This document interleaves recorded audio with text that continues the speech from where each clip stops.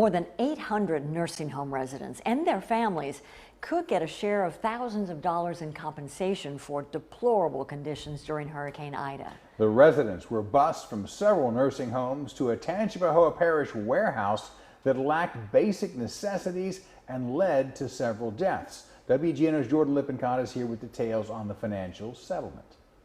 Kurt, Susie, family members of the nursing home residents involved in that evacuation, including a medical care professional who was there, appeared alongside their attorneys today as they announced a new development in the case against Bob Dean and his 7 nursing homes.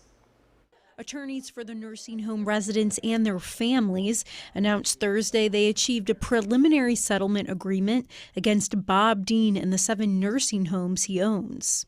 And as long as we are able to do what we hope to do and we know we can do, which is prove that the best, most reasonable outcome for all 843 of these residents and their families is this settlement. Attorneys say the multi-million-dollar payout will be divvied up among the plaintiffs and paid by Dean's insurers.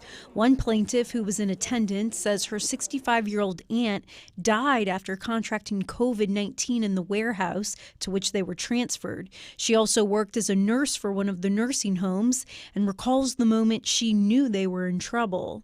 As soon as I walked in and I saw the mattresses and stuff on the floor, I was like, no, this is not going to be good. The plaintiffs say this preliminary agreement gives them hope that vulnerable people, such as their family members, will be protected in the future.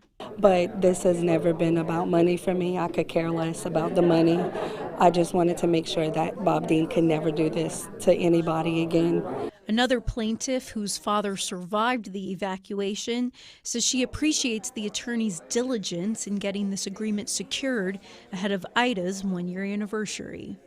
We want it to happen now because not only does my dad deserve justice, all of the family members that are included deserve justice.